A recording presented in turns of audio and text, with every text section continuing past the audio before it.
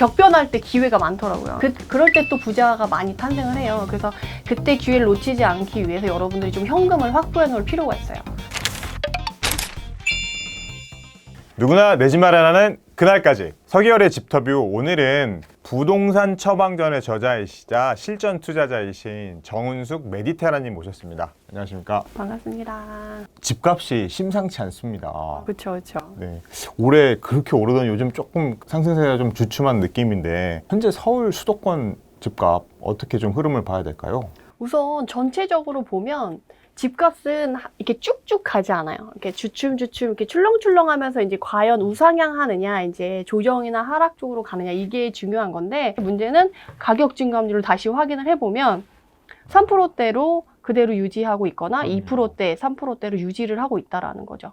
그래서 지금 보시면 알겠지만 거래량에 맞춰서 가격이 움직이지 않는다는 거예요. 그렇네요. 거래는 줄고 있는데 가격은 여전히 2%, 3%대를 계속 꾸준히 유지하고 있는 상황이라고 봐야 되겠네요. 네네네. 그리고 지금 시장이 사실은 매수 심리가 죽은 시장이 아니거든요. 그렇죠. 그리고 수요와 공급에 의해서 이제 기본적으로 그런 게 원활하게 잘 돌아가야 되는데, 지금 수요는 많은데 공급이 지금 부족한 상황이어서 그걸 해결할 수 있는 근본적인 대책이 없기 때문에 그걸 원천적으로 이렇게 막을 수가 없는 상황인 거예요. 이게 매물이 얼마나 감소하고 있냐, 증가하고 있냐를 나타내는 네. 데이터예요. 지금 네. 2020년 11월 1일에는 7만 5천 개가 있었어요. 7만 5,605건이 있었는데 지금은 5만 5,054건이 있잖아요. 네. 그러니까 2만 건 정도가 1년 사이에 매물이 줄은 거예요. 줄은 거네요. 그러니까 이제 사람들이 매물을 걷어들이고 이제 거래할 게 없다라는 게 이 매물 증감을 통해서 확실히 알 수가 있는 거죠. 앞으로 좀 3분의 1이 줄어든 거네요. 네. 올해 말, 그러면 실제 실수요자나 투자자들 입장에서는, 그래서 올해 말 그리고 내년 집값 어떻게 좀 흘러갈까요? 솔직히 떨어지기는 어렵다라고 보고 있죠. 왜냐하면 지금 서울 수도권에 지금 상승세가 그러니까 상승 에너지가 모인다고 네. 말씀을 많이 드리고 있는데, 그런 이유가 지금 올해 하반기 전세가 상승률이 또 엄청날 거라고 기대를 하고 있거든요. 그리고 실제적으로 지금 아까도 같이 봤지만 매물이 줄고 있어요. 그렇죠. 사람들이 사고 싶은데 살 수 있는 매물은 없어요. 그리고 이제 3기 신도시나 뭐 이런 거, 사전청약 이런 거에서 청약 대기 수요들도 엄청 많아요. 그러다 보니까 청약 대기 수요자분들은 또 전세를 살아야 되거든요. 그 가점을 유지하려고 하면. 그렇죠. 무주택을 계속 유지해야 되니까. 네, 그래서 그러다 보니까 전세로 살고 싶은 사람들이 많은 거죠. 근데 지금 현장에 나가보시면 전세로 살고 싶은데 매물이 1도 없는 경우가 많아요. 매물 잠김이 워낙 심해서 본인의 재산권을 지키기 위해서 공실로 놔두는 집들도 많고, 임대차 3법 때문에 나오는 매물도 적고, 그리고 공급도 지금 원활하지 않고 하니까 여러 요인들에 의해서 지금 공급이 원활하지 않아서 이제 전세가도 상승이 되고, 전세가 상승과 더불어서 이제 매매가 상승이 두드러지게 나타날 확률이 높다라는 거죠. 매물이 없다 보니까 전세 가격은 또 상승하고, 그러면 그 사이에 갭은 또 줄 수가 있겠죠. 그러면 다시 또 갭 투자가 성행할 수 있는 시장이 되지 않을까, 저는 약간 그렇게 보고 있고. 그럼 전세값 상승이 또 매매가를 끌어올리는 네네. 상황으로 갈 가능성이 높다. 네네. 그리고 이게 변곡점이다 보니까 이렇게 리스크가 갑자기 정책이 바뀌고 하다 보면 이게 흔들리잖아요. 그 네. 사람들이 적응하는데 시간이 걸려요. 그러면 그 사이에 틈새가 막 보이거든요. 네. 그러면 그 틈새를 이용해서 이제 투자를 하시면 돈이 있으신 분이건 없으신 분이건 이제 기회를 잡을 수 있는 시기가 생겨요. 그래서 그때를 놓치지 말고 좀 하셨으면 좋겠고, 이 변화의 흐름은 이렇게 간다. 그리고 또 사실 내년 전망에 되게 중요한 변수가 있잖아요. 네네. 대통령 선거가 있는데. 너무 크죠. 호재죠, 네. 호재. 호재로 보시는군요. 네네. 이슈. 사실 이 더불어민주당의 이재명 후보는 지금 막 부동산 대개혁하겠다고 지금 나서고 네네네. 계시고 외치고 계시고, 국민의힘 유력 주자들은 또 지금 현 정부의 부동산 정책 다 반대로 가겠다 이렇게 지금 강하게 얘기를 하고 있는데, 네네. 대선 앞두고 그리고 앞으로 대선 이후 좀 이런 것들 어떻게 좀 변화가 올지 예상하시나요? 저도 그렇고, 솔직히 저랑 같이 이제 투자를 하시는 분들의 기본적인 생각은, 그러니까 보수당이 되든 이제 진보당이 되든 부동산 가격은 떨어지기 어렵다라고 생각을 해요. 그 세수를 마련하려면 또 이제 세금을 걷어야 되잖아요. 다른 데서 또 걷어야 네네. 근데 그 세수의 크나큰 증가분과 크나큰 역할을 하고 있는 부동산을 가격을 낮추면 세금도 같이 덜 그렇죠. 거치게 되고, 또 문제는 부동산 경기가 이렇게 꺾이게 되면 전반적인 시장 경제에도 영향을 미쳐요. 그래서 부동산 가격 자체를 이렇게 끌어내리는 거를 원하진 않아요. 그러니까 진보당이든 보수당이든. 그래서 대선의 이슈가 누가 되든 부동산 가격이 확 꺾이기를 기대하기는 어렵다. 다만 투자자의 입장에서 이제 진보가 되면 세금이 늘어나서 리스크가 커지는 부분이 있는 거고, 이제 보수당이 되면 그거에 대한 리스크가 좀 줄어드는 그 두 가지의 차이만 있을 뿐이지 가격은 크게 생각을 안 하고 있거든요. 사실 그 대출 규제 그것도 맞아요. 그렇죠. 내년 대선을 해서 이제 전세값도 안정시키고 이렇게 규제를 해야지 뭔가 할 것 같은데 전세까지 규제를 하다 보니까 실수요자분들이 이제 반발이 크니까 안 되겠다 싶어서 한 발 이제 물러선 거죠. 뒤집어지는 거죠. 또. 네. 근데 그러면서 되게 또 재밌는 건 그때 투자를 하셨던 분들이 전세를 못 맞추게 된 거예요. 아, 원래 매도를 고려했는데 사람들이 막 와서 사다가 갑자기 전세 대출이 안 된다고 하니까 사람들이 그렇죠. 수요가 줄은 거예요. 투자 그렇죠. 수요든 실수요든. 네. 그래서 줄다 보니까 매도가 또 안 되는 거예요. 그러다 보니까 가격이 약간 주춤하거나 매물이 정말 한 개도 없었던 지역이나 단지에서 매물이 등장을 한 거죠.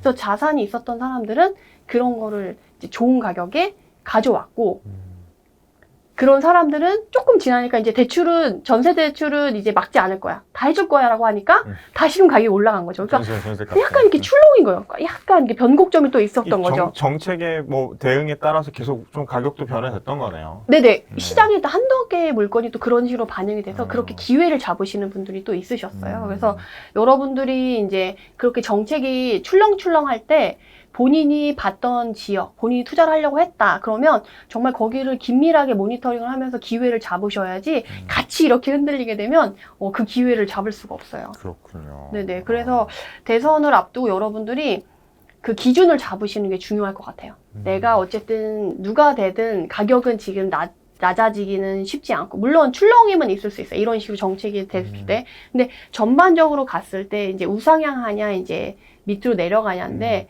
우상향 한다고 봤을 때 그럼 내가 기준을 어떻게 잡고 어떻게 움직이면 될까를 이제 대비를 해야 되는데, 대부분의 사람들은 되게 일희일비하거든요. 그렇죠. 네네. 그렇지 않고 멘탈을 잡고 가시면 너무 좋을 것 같아요. 그렇다면 사실 이게 되게 변수가 있는 거잖아요. 어떤 분이 대권을 잡느냐에 따라서 정책이 뭐 말씀하신 세금이라든지 이런 부분들, 규제라든지 이런 부분들이 있을 수 있는데, 어떻게 보면 되게 큰 변혁의 시기일 수 있는데, 이게 어떻게 보면 이 변화, 불확실성이 또 위기일 수도 있잖아요. 그렇죠. 불확실성이 제일 큰 리스크죠. 이 대선을 앞둔 변화, 이것 관련해서 어떻게 지금 해야 될까요? 지금 솔직히 제가 부동산 전문가니까 네. 부동산 쪽으로 국한해서 말씀을 드리자면 보유주택 수에 따라서 대비를 달리 하셔야 될 것 같아요. 솔직히 다주택자분들은 이제 옥석을 가려서 만약에 세금 정책이 무거워질 수 있는 분이 당선이 되면 그거에 대한 리스크를 해지하고 이제 버티기를 잘 할 수 있는 상황을 만들어야 되기 때문에 옥석을 가려서 해야 되지만, 나는 무주택자야. 실물자산이 없어. 그럼 이제라도 마련을 하셔야 돼요. 네. 그러면 이제 세금을 통해서 내가 더 많이 내야 돼서 리스크 있지 않냐라고 생각을 하실 수가 있는데, 그렇지 않은 게, 이제 세금은 계속 올라갈 거거든요. 그리고 이제 그 진보당 쪽에서 돼서 이제 다주택자한테 세금을 무겁게 가고, 그렇지 않은 사람은 세금을 안 가게끔 하겠다라고 할지라도 본인이 만약에 전세를 살고 있잖아요. 그 집을 갖고 있는 집주인이 그 세금을 해지하기 위해서 그거를 이제 전가하게 돼요. 그렇죠. 이게 자기가 내야 되는 비용이 증가하면 당연히 네. 자연스럽게 내려가게 되죠. 그러면 그걸 내가 전세자나 월세자가 됐을 때 그걸 비용을 어떤 형식으로 지불을 하냐는 건데, 결국에는 본인은 월급을 가지고 주거 비용을 내게 되는 거예요. 그렇죠. 그러면 무주택자, 1주택자, 다주택자 다주택자. 포지션으로 나눠서 본다고 네, 하면 네. 다주택자는 세금이 증가하죠. 근데 그거를 이제 임차인한테 전가를 해서 내가 살고 있는 집 안에 있는 세금도 그 사람들이 이제 준 돈으로 내게 돼요. 그럼 내가 갖고 있는 생활비 안에서 주거 비용으로 내는 세금은 상대적으로 적을 수밖에 없거든요. 근데 그에 반면 무주택자는 본인의 월급 안에서 전세값에 대한 대출 이자라던가 월세를 내야 돼요. 근데 세금이 증가하면 그 부분이 증가한다고 했죠. 그렇죠. 그럼 월급의 주거 비용이 증가하게 돼요. 그리고 1주택자는 본인 집에 있는 세금만 내면 되잖아요. 그렇죠. 그러면 1주택자는 그 본인의 세금이 늘면 본인 월급에서 그만큼 세금을 더 내야 되거든요. 결과적으로 똑같이 월급을 받는 세 사람이 있다라고 하면 주거 비용이 가장 많이 증가해서 월급이 많이 주는 사람은, 생활비를 쓸 수 있는 금액이 주는 사람은 무주택자인 거죠. 그렇네요. 그래서 무주택자분들이 가장 리스크가 크고 그에 대해서 그 대비를 크게 하셔야 될 것 같아요. 어떻게 대비를 해야 될까요? 돈이 있는 사람과 이제 없는 사람이 이제 갈리겠죠. 그래서 내가 내 집 마련할 수 있을 정도로 자산을 좀 갖고 있다라고 하면 지금이라도 내 집 마련을 하셔야 되는 거죠. 왜냐하면 뒤로 갈수록 이제 주거 비용이 점점 증가할 거예요. 네. 그렇기 때문에 어쨌든 내가 내 몸 편히 누일 집을 하나는 있어야 되고 핵심 지역 안에서 이왕이면 움직이시면 좋거든요. 근데 그 안에서 어쨌든 자산이 있다고 하면 본인이 갖고 있는 금액 안에서 가장 베스트한 물건을 고르기 위해서 공부를 열심히 하신 다음에 베스트한 물건에 내 집 마련을 하시고, 만약에 자산이 없다. 그러면 내가 거주하지는 못하지만 내가 인플레이션이 일어나거나 이제 수익으로 가져올 수 있는 집, 투자 집을 하나 갖고 있는 거죠. 그러니까 거주는 못하지만 투자할 수 있는 집 하나를 갖고 가는 게 그나마 좀 그런 걸 방어할 수 있지 않을까 싶고. 인플레이션을 방어할 네네네네. 그리고 1주택자 분들은 제일 속상한 게 약간 그런 거거든요. 다른 집은 많이 올랐는데 우리 집만 올랐어.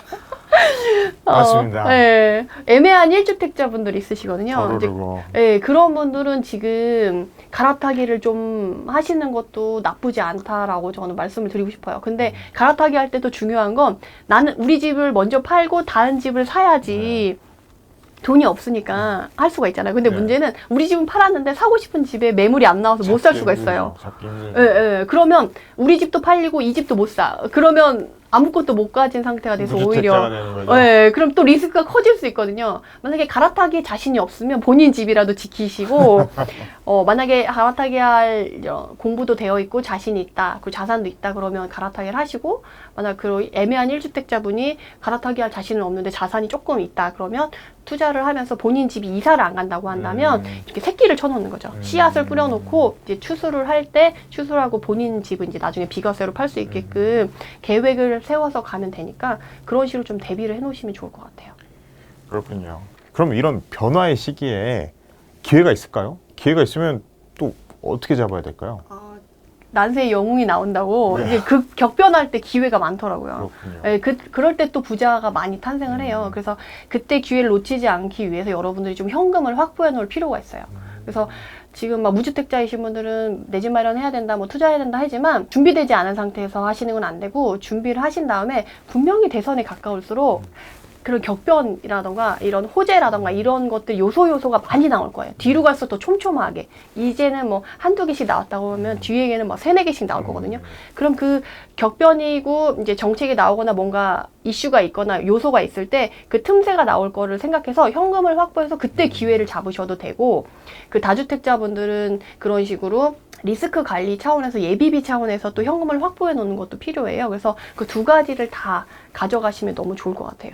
큰 변수를 앞두고 네네. 대선 3월이니까 3월 전에 좀 어느 정도 이 기회를 잡기 위한 현금을 좀 확보하는 게 좀 필요하다. 네, 그래서 투트랙으로 저는 현금을 확보하고 있어요. 그런 그러시구나. 면에서 네네, 예비비 네. 차원과 기회를 잡기 위한 네. 현금 확보 꼭 필요하다고 말씀드리고 싶네요. 알겠습니다. 오늘 첫 번째 시간에는 그 현재 부동산 시장에 대한 진단, 그리고 현재 어떻게 준비를 해야 되느냐, 거기에 대한 얘기를 우리 메디테라님과 이야기를 나눠봤습니다. 말씀 감사합니다. 네, 감사합니다.